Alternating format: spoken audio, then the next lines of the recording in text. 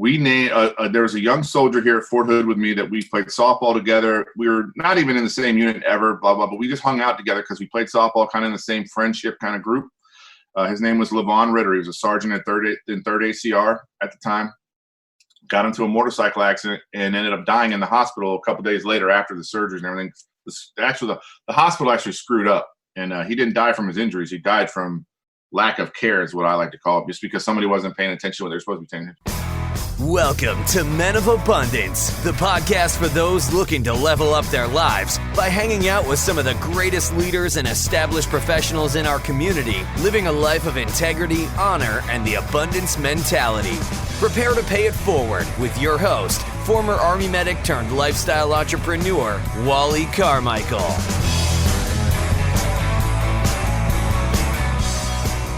What is going on, all of you amazing abundant leaders? I am Wally Carmichael, your founder and host of the Men of Abundance podcast, the Pay It Forward community, proving to you that you can, in fact, live your life of abundance in family, faith, finances, and fitness on your way to having more.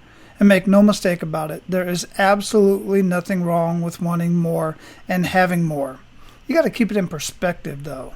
You know, having more relationships, having more quality relationships, collecting experiences over things, having more knowledge, more wisdom, and having more resources. Nothing wrong with that either. The more resources you have, the more you can do for yourself, your community, and others. Speaking of having things and doing things for others, I want to afford you the opportunity right up front to be abundant in your actions today by paying it forward and sharing Men of Abundance with everyone you come in contact with. Yeah, everyone. Don't discriminate. You never know who needs these conversations. You never know who needs a lift up. You never know who is going to get something out of each and every one of these 404 conversations at this point. Absolutely amazing people doing amazing things in the world. And today's guest is absolutely no different. Now, our guest today is really kind of a really cool story because we got connected online, or should I say reconnected, in a Facebook group, I believe it was. We got to talking, we got on a phone call, got to talking to each other, kind of find out we served with each other in the Army, both as in the medical field, at Fort Hood, Texas. We were both in 1st Med Brigade. And we sat in the same meetings, sat in the same rooms, knew each other by face, and I recognized the name. I just didn't put a face to the name until we actually started talking. And I just think that's really cool. A very small world, and we served together quite a few years ago at this point. And as you can tell from the title of this conversation, the title of this episode, we do talk about some stuff that, you know, may hurt some people's feelings, because that's just kind of who we are. And our intention, my intention, is definitely never to hurt anybody's feelings. It's always the intention to help better somebody's life in one way or another. Now, I'm generally not in the practice of giving unsolicited advice. I generally ask somebody, would you care for some advice on this topic? Or are you asking me, are you sharing your story? Are you sharing your comments? Are you venting to me just because you want to vent? Or are you actually looking for some advice? And if you are looking for some advice, I want you to understand that what you hear is based off of my personal experience. And that's much of what the Men of Abundance podcast is about.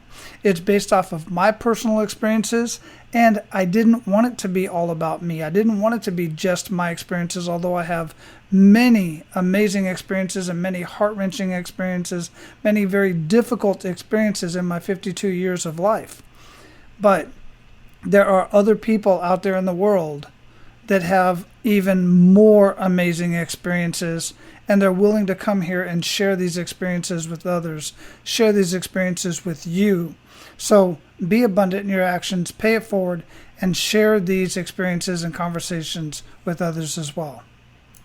Now, before I introduce our featured guest today and get into our conversation, I want to share with you something that I built specifically for you, specifically if you're a business owner, an entrepreneur, thinking about becoming a business owner or entrepreneur, and especially if you are a business consultant, business coach, or any other kind of consultant or coach out there. I built this because I'm constantly being asked via phone, email, Facebook, LinkedIn. People are always asking, what do I do and how do I do it? And I didn't really go into all that. I just really shared on this site specific tools and services that I use in my own business almost every single day, as well as business tools and services that I use to help other businesses grow their business. So if you're interested in that, or you know anybody who might be interested in specific tools that will help you save time and money in your business, then go to wallyrecommends.com.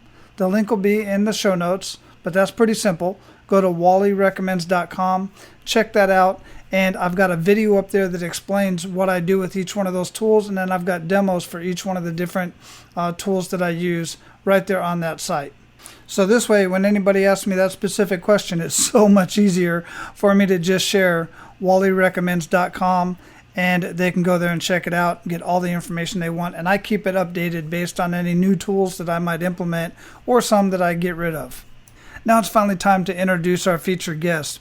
Our featured guest is John Valentine. He was born at Great Lakes Naval Hospital in Chicago. He grew up a Navy Brat until he was 19. Then he joined the U.S. Army. He felt he could not do the ship experience. Sorry, Dad. Anyway, he ended up serving 20 years in the U.S. Army, making the rank of Sergeant First Class. He deployed 6 times and served in Bosnia, Kuwait, Afghanistan, and Iraq. He's a huge Chicago Cubs fan and Bears fan, as I'm sure you can imagine. And he's also a huge Iron Man fan. He loves the Marvel movies and loves spending time watching movies with his family. He feels it's the best time spent with family and to laugh. Now, since I personally know John, I will tell you that this is one busy individual. And literally everything that he does is for someone else. I personally don't know that the man does anything for himself. He's got an amazing nonprofit serving veterans, active duty military, and family members in the Fort Hood area. He's got a couple other businesses that we'll talk about, and he's constantly helping other business owners and other people in one way or another. I see him all over in multiple Facebook groups, always providing value, always willing to give up his time, and I just don't personally know how he does it. So without further ado, Men of Abundance, it is my pleasure to introduce you to John Valentine. John, welcome to Men of Abundance, brother. How you doing? I'm doing good. Wally, how are you, bro? Man, I am raring to go. We're finally getting this conversation underway and recorded to send out to all the folks out there. Where are you at in the world? I am in Central Texas. I'm right near Fort Hood, Killeen, Texas. So that's where I'm out of right there. I got to tell you, man, I know we had this conversation before. Of all my duty stations, that was the least favorite location, but I got to tell you, we had some of the best neighbors there. Yeah, the people here are great. I would say it's a challenge for any kind of young soldier or young couple that come down here because there's not a lot to do in the nightlife kind of aspect of it. I mean, there's a lot more now than there was 10 years ago, but it's not a city. You know what I mean? It's a central rural kind of area, so it takes a little adjusting. It's great for families, though. It's great neighborhoods. Great people live here. Just it's a little challenging from the social side of the world, I guess. Yeah, for sure. And I was there, 2008, 9, and 10. And we drove through there last summer, and it's grown quite a bit in just the last couple of years, last 10 years. Yeah, it has. It's grown immensely. I mean, back the first time I came through here, there was like on 190, which is the main road that goes through the middle of this area, there was like Applebee's, a few gas stations, the mall, a few restaurants. And then in 2000, there's like strip malls now and all kinds of stuff. Everything's expanded. So, I mean, Harker Heights is blown up. Like Harker Heights side of town is really taken off. There's another movie theater. There's like 4 movie theaters now. So it's growing. I mean, it's one of the largest growing cities in Texas every year because Fort Hood's right here. So they keep expanding and businesses keep coming down here because they know they have a controlled, rotating environment here that they know they can get some business going. So it's not horrible, but it's not, I wouldn't call it, if I was 25 years old, I probably wouldn't want to get stationed here. You know what I mean? Just because of the, it's not Austin, it's not San Antonio, it's not Dallas, it's not you don't have that kind of lifestyle after you get off work. You know what I mean? Yeah. Kind of Well, the good thing is Austin's only an hour away, but the bad Yep. thing is Austin's only an hour away. Yep. You know what I'm saying, right? Although they have done improvements to 195 now, which is what takes you to Austin really through Killeen. So they've widened the roads and made it a lot safer because soldiers used to get in a lot of accidents on there driving back from Austin on 6th Street and all that stuff. So, yeah. Yeah, I know, man. I remember very well. I lived out in Harker Heights for the first year, but then had to move closer to Fort Hood since I was a first sergeant, and I basically lived on Fort Hood. I mean, not in my house. Dealing with soldiers, you know, First Med Brigade, man. Yep, well, we were together at whoo-wee. Anyhow, well, from the about 15 days from the date of this conversation, my son is in the process of PCSing from Korea to Fort Hood. So I'll be back down there in the next year or so to visit him at least, and you and I got to definitely hook up. Oh, yeah, we'll definitely go get something to eat and talk. Yeah, for sure. For sure. Absolutely, man. So, you know, I like to start out more than we've already done so already with an attitude of gratitude. What do you have to be grateful for today, John? I just, you know, I woke up this morning. That's a big deal. And actually, I have a lot of gratitude for the people in this community that I serve and just trying to build something stronger here that we can do better in our community and make our lives here better. So I'm very grateful that I live in a community where people really want to make that effort. So it's good for me. Yeah, absolutely. And you are doing some absolutely amazing things there at Fort Hood. You're a very busy man. You got a lot of stuff going on. We're going to get into that here in just a minute. Yep. But before we do, I really like to get to know the man behind the abundance. So if you would, how would you describe yourself? I would describe myself as a very honest but blunt type of person who's got a heart to help people and wants people to be stronger and better together. I'm no nonsense. I can cut right to the bone, and I do that a lot, and I actually overdo it sometimes because I just try to be bluntly honest with people. I don't hold back. I'm one of those type of friends where if you really want the truth, you call me. If you don't really want the truth, you don't call me. That's just who I am as far as, and that's the person I like that I am, because I know I'm not going to lie to somebody or be untruthful to them. I'm going to be honest with them, whether it hurts or not. Now, I'm also the type of person who's going to say, hey, man, I'm going to say something to you that you might not take this right. So I want you to be, you know what I'm saying? I kind of preparatory everybody with it if I'm going to be something where I know it's going to have an impact on them. But you know, I'm just the type of guy that I'm a no-nonsense type of guy. The military did that to me, I think. You know, it's about honesty and integrity and kind of living by those 7 values we live to as soldiers. You know, just kind of always kind of kept myself to that. And I try to emulate those every day of my life, you know, those things, because that makes you, what I feel, it makes you the better person. So that's what I strive for. Absolutely. And I dig that. We've had this conversation before.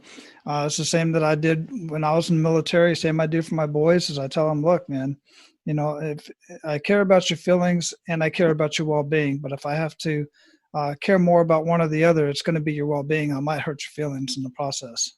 Yeah, my wife tells me all the time, I don't say sorry enough to my kids, or I don't do what I'm saying. Hey, sometimes they don't need to hear sorry. Sometimes they need to really absorb what their father just told them and really look at the perspective of what I'm trying to get through to them.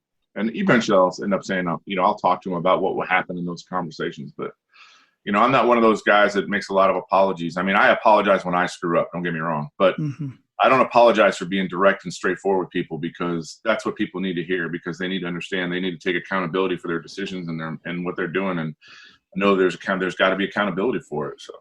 Yeah, absolutely. And, you know, talking about accountability and things that we've screwed up along the way, sometimes that touches on the point of my next question, which is that kick in the gut moment that we all have an opportunity to experience and learn from if we're smart about it. If you would, share with us a kick in the gut moment that's happened in your life, whether it's personal, business, whatever the case may be, military, and, you know, really make us feel that. And then we're going to unpack that a little bit and see what you learned from that. What are you doing with it? Well, I think the biggest kick in the gut for me, honestly, is the fact that I'm the person that I am, and that I hurt a lot of people in the sense that I affect my relationship with people sometimes because they're not ready for the type of person I am. So if I'm straightforward and direct with them, sometimes the results of that can be very negative. And not that I was trying to, you know, not that I'm trying to emulate that or trying to make that the outcome, but that's the outcome a lot of times. So I have to look at myself in the mirror a lot. So I do that a lot. Like, hey, am I doing the right thing, being that blunt or that honest? Am I being the right type of human being? Because if I'm impacting people that deeply sometimes, is it really the avenue I want to be on or the road I want to be on? So I do a lot of self-reflection. So I guess I can count it as a kick in the gut for me, because it does hurt me. Like it does. I do get remorse that I hurt somebody that deep, but I also I try to justify it in my mind, like saying, well, but if I didn't say that to the person, they're never going to hear anybody else say it, or they're not. Mm-hmm. But was it worth it in the end? Was it worth it? And I catch myself going, was it worth it? Should I have done that to my wife or to my mother or to that friend of mine or that colleague or that soldier that came in and asked me straight up? And did I impact that relationship to the point where I lost something from that relationship? So I guess a big thing for me is, I risk relationships because I can be kind of straightforward that way. But I will say this, that I have, because of those kick in the gut moments, I have learned to kind of temper it back a little bit, where I'm not quite it doesn't come out as freely now. Now I actually stop and think in my head, okay, think about this for a second, Nick. Is this going to really change the relationship?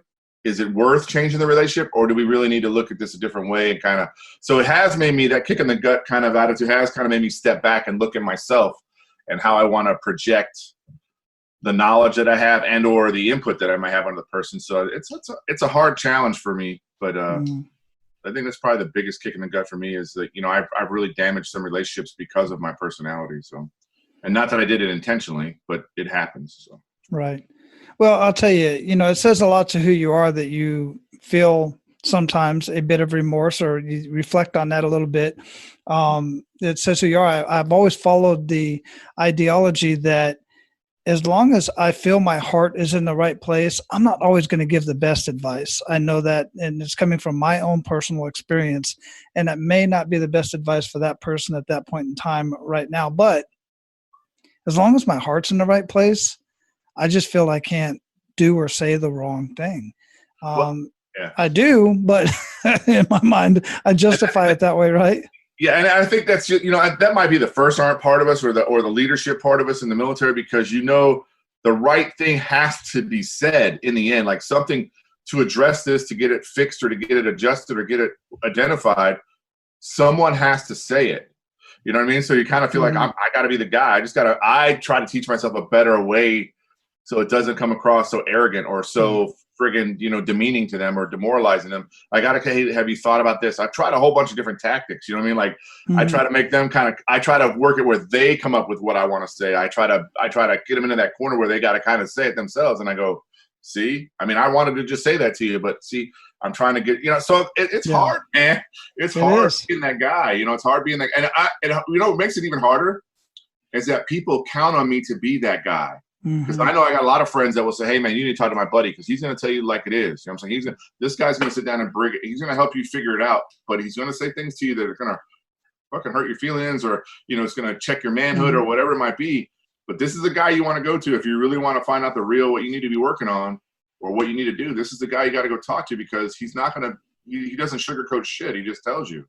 Yeah. And, so I have a lot of friends that use me as kind of their outlet, so they don't have to do it. They could send them to me or whatever. I end up doing it for them a lot of times. But that's kind of who I am in that role, in that circle of my friends. That's who I am. That's the guy that they know is going to be the guy that's going to be, there's a marriage problem or there's a whatever. They'll say, just go talk to Nick, man, because he'll tell you straight up.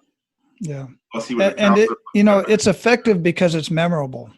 Yeah. One of the guys that I follow quite a bit here recently is oh goodness, now I'm going to forget his name. He's Bar Rescue. Goodness. Oh, John Taffer? John Taffer. I knew it was another John. John Taffer. And I read his book too.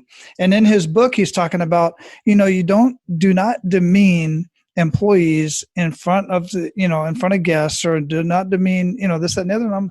And then I was thinking it, and then he wrote, now I know you're thinking, come on, John, I've seen Bar Rescue and you demean people all day, every day, but it's a different situation, just like we have in the military. And in certain situations, we don't have time to sit and sugarcoat it. We have to get to the point where John, he does that for effect. Right. He does that because he's only got 4 or 5 days to turn this thing around, and he's got to get some emotion out of these people. Right. And I think a lot of men or leaders or people, even could be women, anybody who does this, I think their intent, like you're saying, their heart is in the right place. Because I do it all the time, like even at the charity, like I don't want to blow up in front of my volunteers or in front of my staff if somebody screws up. But sometimes somebody needs that little come to Jesus meeting, like, hey, you screwed up so bad that I'm willing to do this in front of everybody. You know what I mean? So you need to understand how bad you screwed up or whatever. So it's hard, man. It's working with people is hard. There's no doubt about that. The big scheme of it, it's hard because you have in your mindset as the business owner or as a guy moving forward or the entrepreneur what you're doing. And then if somebody screws that flow up, there's an emotional response to that. And because there's an emotional response to that, it makes it very challenging for you as a man or a woman that's leading that company or leading that organization to not react emotionally. So, and I tell people all the time, I said, that's why I do the 10-second countdown kind of thing for everything I do now. It's pretty much give myself a moment to say, slow down. Think this all the way through. What is the outcome you want from this? If it's just corrective behavior or what, then you can come at this a different direction. You can say, hey, I want to talk to you in my office in 10 minutes, and then just let it go. Or you could lash out and fucking everybody, you make a scene or whatever. You know what I'm saying? So it's a challenging way to look at it. You know what I mean? Because my gut tells me to just lash out, but because that's an emotional response versus the logistical or the logical response is slow down. Give yourself a minute to kind of because you're having an emotional response. So your heart rate's going up. You're all the fluid in your body's just flooding and like either might even be boiling. You know what I'm saying? But the point is, slow down. So that's a lot of things I talk about now with a lot of guys I talk to that are young leaders in the Army. Is like instead of yelling at that soldier, take a second and think about what he really did. Yeah, he might have screwed up, but it did in the big picture, in the big scheme of things, is it really the end of the world? Yeah. Then if it's not the end of the world, slow down and give them a chance to explain it or whatever and figure it out. But yeah, you can use it as a and I always took a second to look at my past and go, because who was I back at that age? I was challenging to say the least as well. Man, I wish I'd have had any kind of leader when I was a young E5 or E6 when I was still in the combat arms room that would have said, hey man, take a second. Because they taught you just react and destroy. You basically just push-ups, whatever, you're just destroying that kid. You didn't give him a chance to explain, you just destroyed him. Yeah. Did you happen to know or run into Jack Clark, Command Sergeant Major Jack Clark? Yeah. He was a MedCom Sergeant Major for a while. He was my platoon sergeant in Panama, my first duty station. Nice. And he ended up being my first sergeant. And he was a very, very good friend of mine. But he was he's probably the best leader I've ever worked with. And I'm not saying that. I don't say that lightly. This man was top-notch. But he was calm, collected. He really kept his cool. I don't think I ever saw that guy blow up. And we went through some stuff. Yeah. I've had one leader like that too myself. And it was challenging for me because our leadership style was very different. But he taught me so much because I never saw him get upset about anything. Like he would just talk to you about if you screwed up, like whatever. He would just sit down and talk to you. I'm like, Sergeant Major, how are you not pissed off? He goes, oh, I'm pissed. He goes, I'm extremely pissed, but I have to deal with this a certain way because I'm the Sergeant Major and I can't have soldiers thinking they can't come talk to me if they need to. I can't have that attitude. So it's strange, man. I'm sorry. My wife's phone's on. Yeah, no worries. Sorry. Yep, no worries. No worries. Me, though, yeah. That's what editing's for. Or just let it roll. That's how we roll, man. Yeah. Hey, yeah, I dig it. We can sit. I know we've had some amazing. Yeah, man, you could have some long talks, brother. But yeah, for sure. So, so enough is enough moment really with all of that. Talking about that is the fact that you really just kind of sit back and reflect on yourself, and see what the situation is, because the situation always dictates how we're going to react and interact. And we're looking for the greater good too, as a business owner and as an organization manager or leader. We have to look at the greater good and not the individual thought process. And that doesn't ride well with everybody. Not everybody understands that. So it's very valuable to be able to sit back and reflect on our experiences and look at the situation and try to do that, count to 10 thing that really does work, quite frankly, or just go sit in the car or something, sit in the office or whatever it takes, man. So let's talk a little bit about now how you are personally paying it forward within your community, because you have got some amazing things going on. First off, you've got your spirits business, Sergeant Ritter Spirits business, which in itself is a story completely in and of itself. I'd like to hear a little bit about that because I want to share that with the listeners out there. Also, tell us a little bit about, when you get done with that, about Operational Phantom Support. Yep. So Sergeant Ritter Spirits. Now, the mainline story to this is my nonprofit. You just mentioned Operation Phantom Support.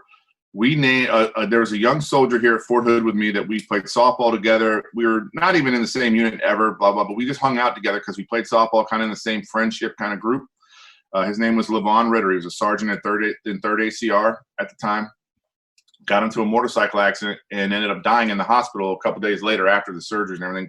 The hospital actually screwed up, and he didn't die from his injuries. He died from lack of care, is what I like to call it, just because somebody wasn't paying attention to what they're supposed to be paying attention. Anyway, but when I opened the nonprofit, I named my thrift store. We have a thrift store, so like a like a Goodwill kind of thing or a Salvation Army type of thing. We have the same type thing where people can donate to us, and then we sell stuff to raise money for the nonprofit in the thrift store. Well, we named the store after him to kind of keep his namesake going, and he was a good friend of mine, and I enjoyed his company. He was a good kid. He was young, but he was a good kid. So running a nonprofit, you got to come up with other ways to bring in funds. So I decided to start Sergeant Ritter Spirits, which is, and I have a veteran buddy who has a distillery down in Corpus Christi, Texas. And I talked to him about it. I said, yep, it's going to cost about $4 or $5 grand to get your brand started, get the vodka made, buy the bottles, get the labels, to basically do everything. He says it's going to give you about 500 bottles of liquor. It's going to cost you about $4 grand, but that gets you in the starting point. And so we built out the liquor. We named the company Sergeant Ritter Spirits because I wanted to tie in Levon into that, plus his family, and his mother has a whole bunch of friends that own bars up in Iowa. They're from Iowa. So they want to buy the liquor too, So it was a good way for me to generate some funds for my nonprofit, but also have a business now where I'm actually, producing things that I can sell nationwide if I wanted to do that. So we started the vodka. We're going to have a vodka. We're going to have a whiskey. We're going to have a bourbon, and we're going to have a rum. And it's all going to be called Sergeant Ritter or whatever. And then everything will have its flavors or whatever. But that company basically, so all the revenue that comes from that, after I pay my employees from that, all the revenue, the excess revenue comes in, I give that to my charity. I donate it to my nonprofit. So that it's another way for there's income coming into my nonprofit every month. We also started a coffee brand. So we have our own brand of coffee too. It's called Good Morning Sergeant Coffee. And that's run by Sergeant Ritter Spirits. So it's got the logo on and everything else. So we sell coffee now. We got a few coffee houses here locally in Killeen that are buying our coffee for their coffee shops. So we have that there. And we promote it, coffee cups, the whole 9 yards. So we do it all that way. But Sergeant Ritter Spirits, I think, is going to be really exceptional later on too, because now I cut out my middleman. I used to have a wholesale guy. Well, now I just started a wholesale company. I'm actually literally just turning the paperwork into my attorneys today so they can finalize it and get my federal and state license done. So once I get that, then I can sell my own alcohol to the bars and restaurants and clubs or whatever. So I don't have to go through a middleman anymore. So I'm cutting out 40% of the profits I was making that I was losing because of the middleman. Now I've got that all back. So, and plus I'm going to carry it like 6 other brands of veteran-owned liquor that my distiller makes and really give them a really great deal on a price. So they're not going to be they're not going to be run through the ringer like I was, and they are. So I'm going to take care of it because I've already got contacts for Specs and all the different liquor stores in Texas. So I'm already working all that out, but hopefully it'll grow into a pretty significant thing. And we're trying to get into Drizzle right now, which is that company that actually sells spirits countrywide. Like they'll deliver it right to your house, because state of Texas, I can't sell it online and ship it out of state. But if I get it in a Drizzle, which is a company that does that, they'll do it for me. And all I got to do is ship it to them and they handle it all of it. I don't have to deal with it. Oh, wow. That's really cool. Yeah. It's weird too, because if you look at the country, there's a lot of states that don't allow you to sell liquor and then ship it out of state, like ship it somewhere. Like you can't sell it and ship it, which is, it's asinine to me because they're doing it for, CBD and hemp, but they won't do it for alcohol. But I'm like, I didn't even consider that. I never even thought that was a thing until the first time you and I had a conversation, because I know people in California. Well, Dwayne Johnson, for instance, has his tequila. And I was always wondering why there's so much wine. Yeah, he's California. California allows it. Allows it. See, I've already been to 2 of my congressmen and one of my senators. Hey, listen, man, we need to relook this, because why are you holding back Texas businesses from being able to sell our Texas-made, veteran-owned liquor in the state of Texas, and we can't sell it anywhere else out of state? Mm-hmm. I mean, that's just asinine that we can't ship it. I can't bottle up and ship it. They go through, they say they're over 21, the same thing the other states do. We can do the same rules. I don't have a problem with that. but we got to make it. So they're actually helping me trying to build out a new law, Texas state law, that allows us to put it online where we can sell it from our websites and stuff like that, so we can ship it and sell it and stuff. Because that would quadruple my potential income, because then guys like you in Florida could order a bottle, I could ship it to you. You know what I'm saying? Absolutely. Because you want to support me. I'm like, you guys let me sell my coffee and ship it out of state. Why can't I sell my liquor? You know what I'm saying? What? Exactly. So, it just doesn't make sense. It's a strange rule that they have here in Texas, but I think a lot of it was done just to kind of control the in and outbound of liquor that's leaving the state. But I'm like, bro, there's liquor. I order liquor all the time from California and get it in. I got orders because a funny thing, because I don't know if you watch Game of Thrones, but Game of Thrones was a pretty big show, and I was big into it. Well, they made a White Walker's bourbon that they made, right? This coming out in California made. It had the White Walker on it, all this kind of stuff. I said, well, I want some of that. So I ordered like 3 bottles of it, and then I was giving it away. I did it as a giveaway because I wasn't charging for it, but I did it as a giveaway, like a fundraiser at my charity. So like everybody put in for a raffle, it's like $1 per ticket or whatever. We put it on, and then everybody, and then somebody won the bottle, right? And it's like I think they're like $40 or $60 I paid for the bottle, but it's not a big deal how much I paid for it. But the thing is, I was able to get it. And I'm like, why can't I do that? And that's when I started diving into it a little bit more. And then I went to my Congressman Williams from my district, and then another congressman, and then a senator. I'm like, hey man, and I'm trying to get Senator Cruz on, which I actually reached out to his office the other day. I'm like, hey man, we need some help with this. We're living here in Texas, and I can't sell my liquor to people out of state. Why wouldn't you want me to make profit off money from people from out of our state? How would you not want that to happen? You know what I'm saying? I'm making money off other people from other states. Why would you guys not want that? So I'm like, I'm confused. So hopefully it'll escalate into that, but it'll take it in. But then all that running around comes back to my nonprofit, Operation Family Support, where we serve active duty military veterans and first responders with how day-to-day needs and stuff like that. So we do. Mike called you guys. So we support between 3,500 to 4,000 soldiers a month with just our food pantry alone. And then we have a free birthday cake program, Christmas toy program, backpack program for school, a car repair program, a tire replacement program, adult special needs program. So the conceptual way I look at it is this: I didn't really do it for the soldier or the veteran. I did it more for his or her family. So their family would have the things they need, life essential type things they need to have to make sure they're okay while the veteran or soldier's at work or whatever. Yeah, the soldier or veteran can use it and they can be happy to use it, but I didn't do it for them because, like you said, me and you were both soldiers, right?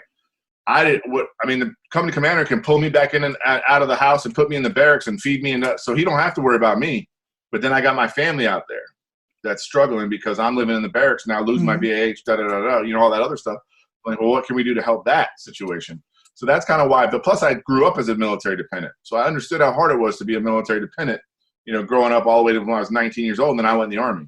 So I kind of had the concept of how hard it is on these spouses to raise these kids and take care of those kids while the husband's out or the spouse is out. I shouldn't say husband, but from my point of view, it's husband because my mom and dad. But there could be a female soldier out there, like her husband's staying home with the kids, but he's the one having to. So I'm like, I got to do something, man, because this is just, soldiers don't make a lot. I actually literally just had this breakdown.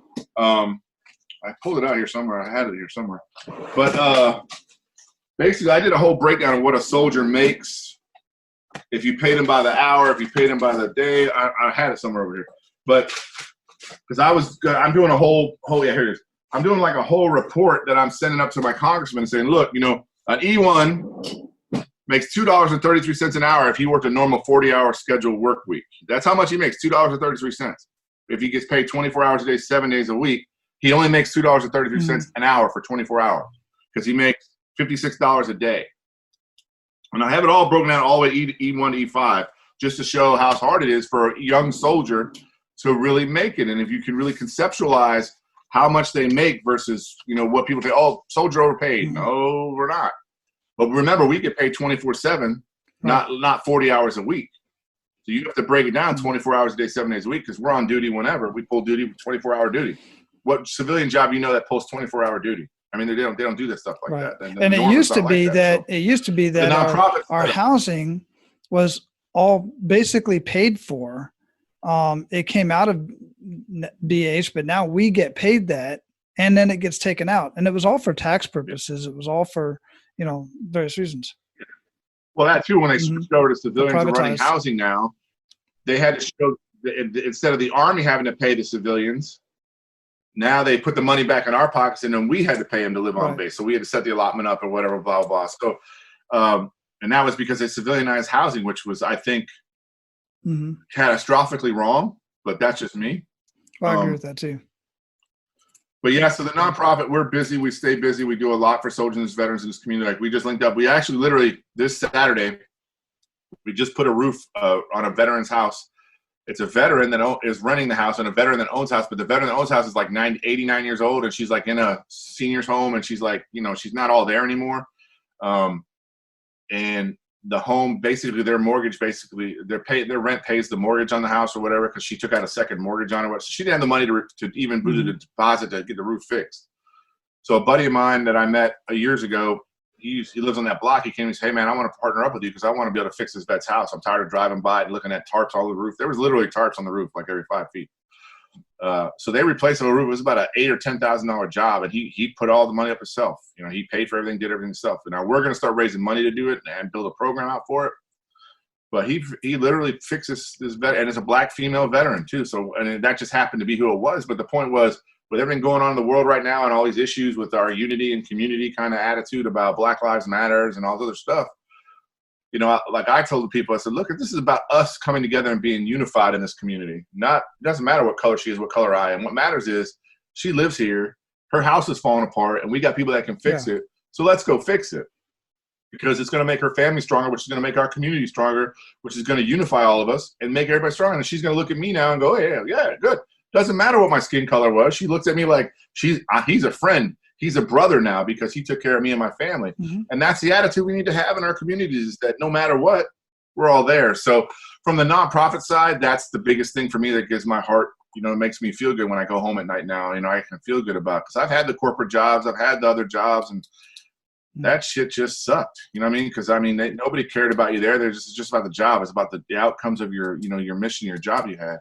Whereas doing the job like this, I go home satisfied every day because I know I helped a lot of people, and a lot of people are grateful. So yeah, absolutely. And I'm grateful. And I thank you very much, because you and I both know those stories of being downrange or somebody deployed or whatever, and they took the checkbook with them, and they left the family back home with no funds with and nothing. Minimal access to anything. It's like, it just blows your mind, man. I literally hear that every month, Wally. A female dependent will come in and say, "Hey, my husband he only puts like $250 a week in my account to use for whatever, for groceries and all sorts of shit." I'm like, "What?" Yeah. I'm like, "What?" I mean, my instinct as an NCO is I need to call that first one. What the hell, over? But I'm like, "All right, sweetheart." So then I just make sure she's got food. I make sure she's got everything she needs to make sure the $250 she gets now, she doesn't have to use it on food. She can use it for the things that her and her kids need, other stuff and stuff like that. So that's what we do. But it's great. The Army still like that. There's still soldiers out there that control their spouse like that don't give them any kind of more education, access or control.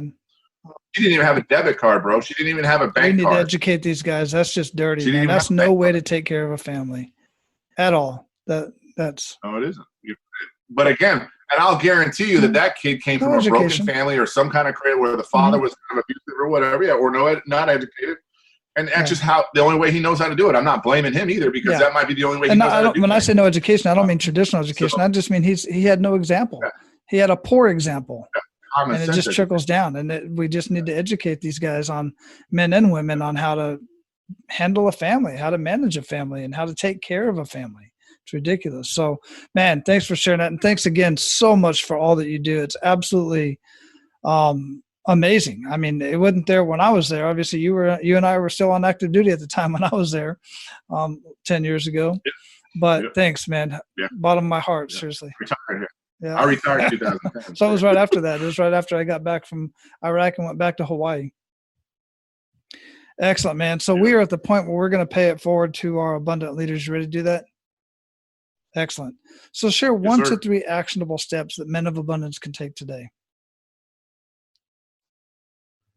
I think the biggest thing for anybody that is just get out in your community, local community. Don't look for a nonprofit or an organization, or look in your community for something to get involved with. I don't care if it's just going out and picking up trash in the park, but reach out to your chamber of commerce, reach out to your organizations in your area where you live, and just see if there's something you can do to make your community stronger. I mean, that's what I push now with a lot of the veterans that live in my community. It's like, just get off your ass and do something. Excuse my language, but just get off your butt and do something that's going to make an impact on the community so people can see you differently. People can see you as somebody who cares. People can see you as a person that's part of this community that actually gives us, cares about it enough that they're willing to get up and even pick up trash in the park or paint the park or whatever.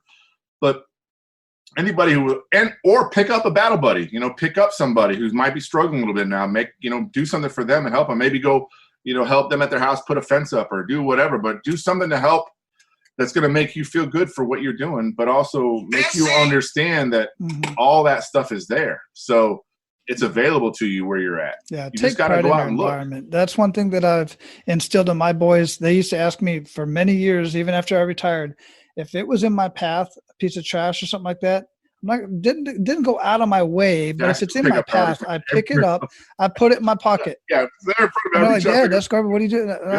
That's what we do, man. I'm not going to walk over it and leave it there. So they do that. Yeah, that's what my kids do all the time. Dad, why'd you pick that up? I said, because it's litter and it's in our community and it shouldn't be there. So let's pick it up, throw it away. So my kids, like literally when my kids are growing, we kind of make it a game now. Who's going to have the most trash by the time we get to wherever we're walking to throw it in the garbage. So, and that makes me feel good that my kids saw me doing it and they're like, they want to be like me and they want to make sure that this community's cleaner and we make a joke out of it too. But the point is it's something that now as a family, we all do it. We all pick up and no matter where it is in our front yard, or if we're walking down by my office or whatever, we see something, we pick it up and bring it in and throw it in the trash because it makes our community. It's a very small gesture, and the gesture works either way. If you just walk right over it, then everybody else says, it's all good. Let's just trash our environment. Yeah, because trust me. Oh, for sure. Trust me, somebody's watching you. Always. That's what I tell my kids all the time. Somebody, I don't care if they're across the street in their office building, they might be looking out the window, and they saw you walk right past that piece of trash and didn't pick it up. So you basically spit on the community like it don't matter. So I just walk past it. Versus they see you pick it up, they might go, "Wow, that's pretty cool." They might do the same thing. So it has a bigger impact. Absolutely. Yeah, it has a huge impact. What you're hella busy, man, just crazy busy. What rituals do you have throughout your day that make the biggest impact in your life?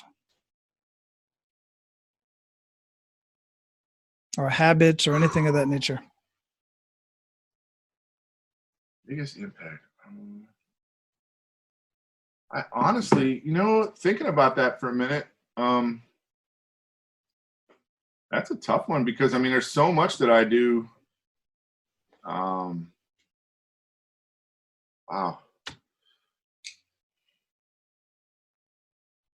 I think for me, it's just I wake up with the attitude that I'm going to help some people today, kind of attitude. Like I'm going to do something to make an impact on where I live. I'm going to help. Like I literally get phone calls. I had phone calls this morning about, hey, John, hey, Nick, can you do that? Yeah, we can do that. We can work with you. So, for me, I just try to wake up with the right attitude every morning. I wake up in pain. I have nightmares and all that stuff, as a soldier, we do that. But now that I've gotten so used to that, that's how I wake up, and I got to give myself a minute to kind of gather my thought. But then I think to myself, because I'm looking in the mirror, I'm a big guy with this, Wally. This is what I do. The mirror in my bathroom, me and my wife have one of those big giant, mirrors. And I take my little dry erase marker, my little crayon pen, and I write everything that I want to do. Like before I go to bed at night, I write that into my mirror in the morning, like what I got to do, what I want to accomplish, and how do I want the day to end. And I see that every morning when I get to brush my teeth. And it kind of gets my mind going in the right direction. Like, okay, you got to, like this morning, podcast with Wally. That was on the front top, like number 2. And then it was check your email, make sure you're answering emails, stuff like that. But I go through a list every day. So every night, and then after I read it all, I wipe it off. And then when I come in the evening before I go to bed and I brush my teeth, I do the next day list because I look at my calendar and I start building my list so that I can prepare myself for the day.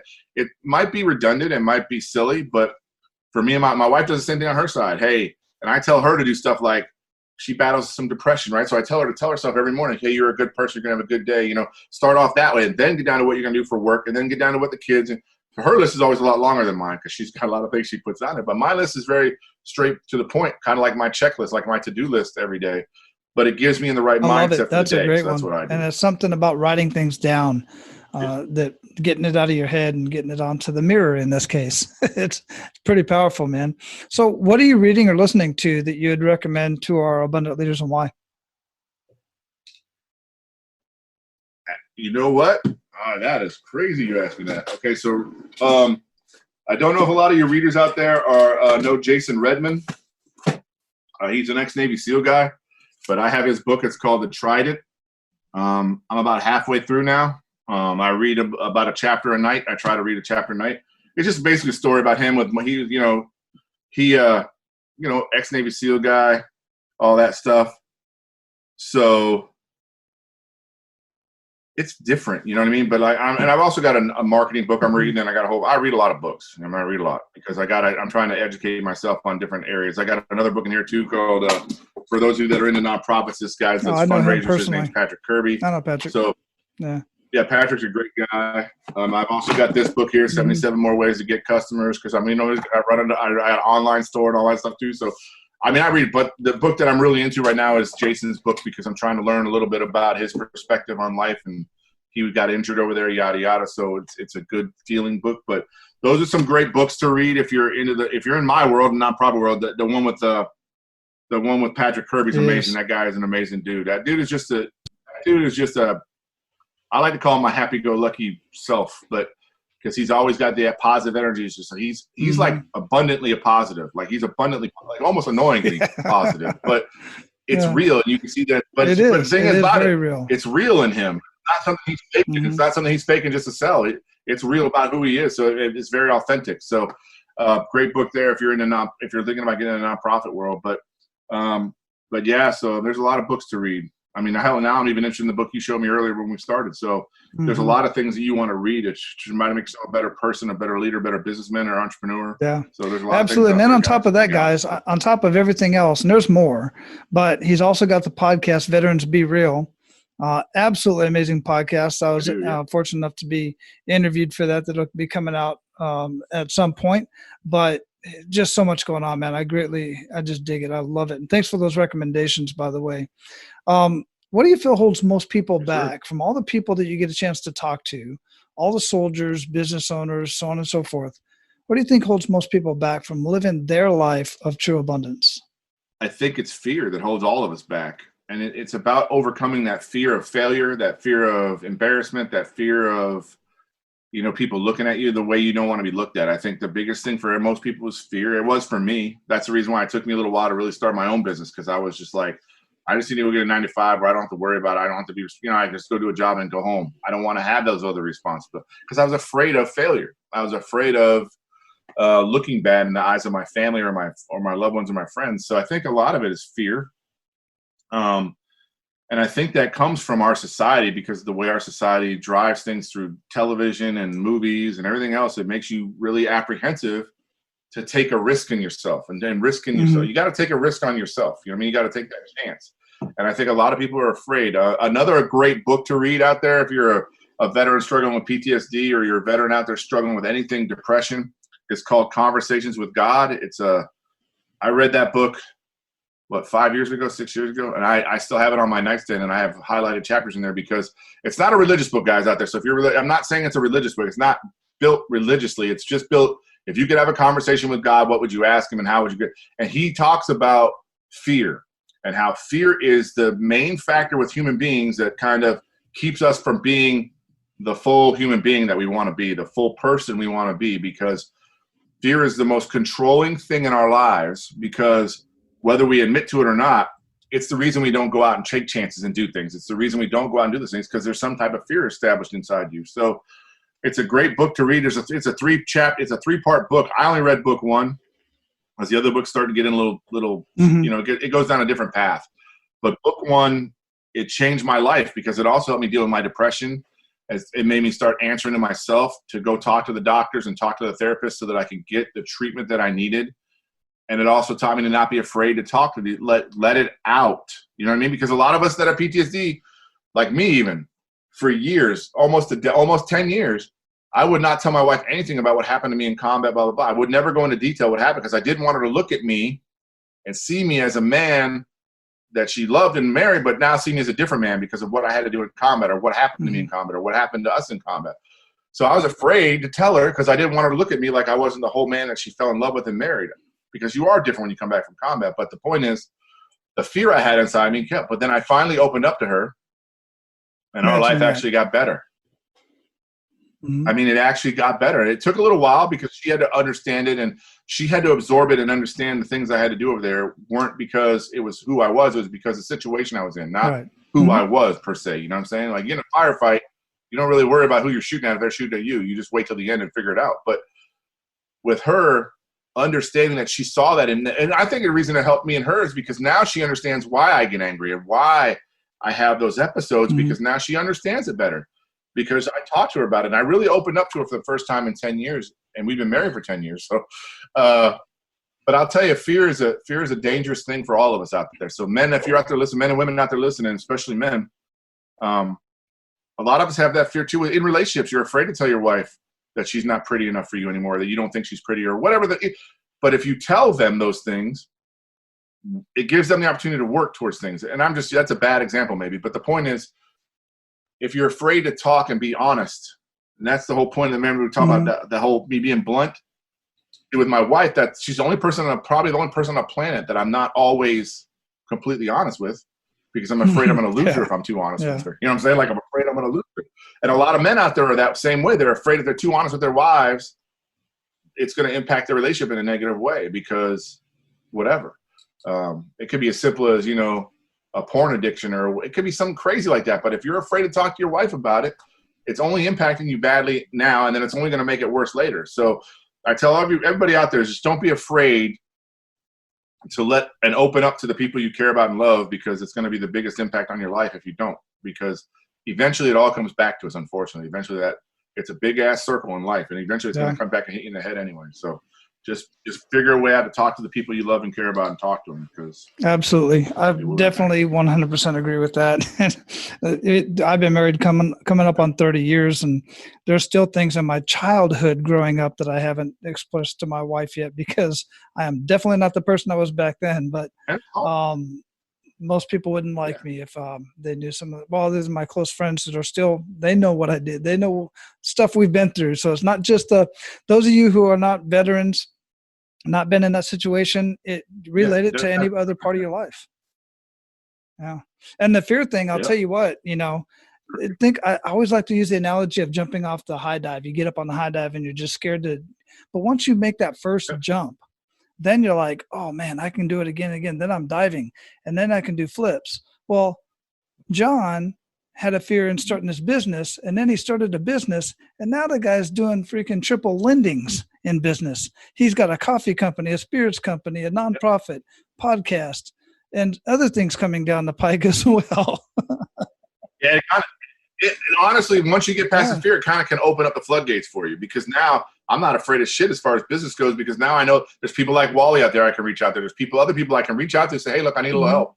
And they're there to help you. So because I took that chance and jumped out there. But if you don't take that chance, guys, if you don't listen, if you don't sit down and give yourself an honest evaluation of you and where you're at, because even like Wally just said, eventually he's got to have that conversation with his wife, because his friends who know him back then are still his friends. So that tells you that people can overcome those things. It's a matter of the fear he's having for her seeing him a different way. Same thing in business. You might be working a 9-to-5 job at Walmart right now, but you want to be an entrepreneur and start your own, whatever, dog grooming business. So go do it. You can still work at Walmart and still try to set that up. And there's still, there's still ways you can do it. You just got to honestly look at yourself and say, this is who I want to be and this is where I want to be at. And I want to strive to get there. And then you got to take that chance and go. You got to get past that fear and go. And once you do that, man, I'm telling you, your eyes are going to open up to the world. You're going to see things I see things a whole lot different now than I did 10 years ago. You know what I mean? Like I see things, I know there's guys out there like Wally that'll help me with my business issues, or there's guys out there like Dr. Garcia that'll help me with marketing, and all these other guys that I have now that'll just help me and not expect anything other than to just be a friend with me and help me out. So it's value there. There's value in friendships. That's why being open and honest with yourself. Labor trading too. I do a lot of that as well. So favor for favor. Excellent stuff, man. Absolutely love it. We are going to have all of your links that I have available to me at this point linked up in the show notes. But before I let you go, John, what did we not talk about that you want to ensure that our listeners get out of our conversation today? I think the biggest thing right now is we talked about a little bit about the unity in your community, because I'm starting a big push down here about community cannot survive without unity. Look at each other and your neighbors. don't value people by the way they look or their color of their skin or the religion that they follow. Look at them as neighbors. Look at them as people that are in your community that want to make your community stronger. They want to have a happy life too. Everybody wants to have a good life. Everybody wants that. I mean, in the end.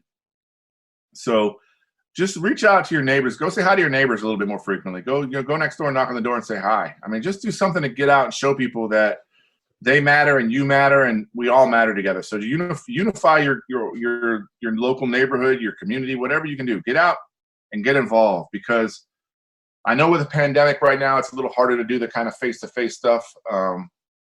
We have enough issues. I'm having enough issues with this whole mask thing and all sort of stuff, but I understand the concept behind the mask. But I was a medic, and I'm going to tell you right now, somebody who's got COVID and you're wearing one of those masks and they got COVID and they talk to you and it gets in that mask, guess what? It's going to absorb in the mask and you're going to be breathing into that mask. And guess what? You're going to catch it. Versus if they were talking to you and they got out, there's a less likelihood that you got it from them talking to you and you didn't have the mask on. It. If the mask is there and it spits on it and now it's absorbed into the mask and I'm breathing my mask area and all the time. Mm-hmm. So that's just me though, as an old medic. You know what I mean? I'm just telling you, even an N95 mask isn't going to save you from it. But I think more of it's just a symbolic thing. But the point is, get out in the community, make yourself aware. Even if it's Zoom calls like this with your friends and family, you should do a lot of Zoom calling right now. Keep your family strong. That's the biggest thing. Keep your family strong. Keep your family feeling loved and appreciated. And then your community. Yeah, I got to tell you, my wife and I both, real quick, individually, I've done a virtual happy hour, if you will, with friends from high school that I hadn't talked to in years on Zoom. And my wife just recently did it with her high school friends in Panama. Now, her high school friends in Panama are all over the place. So one's in Canada, one's in a couple in Panama, one's in Europe. They all got on Zoom and just had a great time. That's the beautiful thing about Zoom is they could be anywhere. It's awesome, man. One location online and everybody's in the same room talking. So, brother, excellent, absolutely amazing conversation. I love it. I always like having these conversations with you. Go out, live your life of abundance. Keep paying it forward in your community and beyond. You're making a hell of a difference, big time. And I seriously greatly appreciate you for it. You know what, Wallen, anytime you need anything from me, brother, you know where I'm at. So just reach out. All right, so your action step for today is to constantly be seeking more information.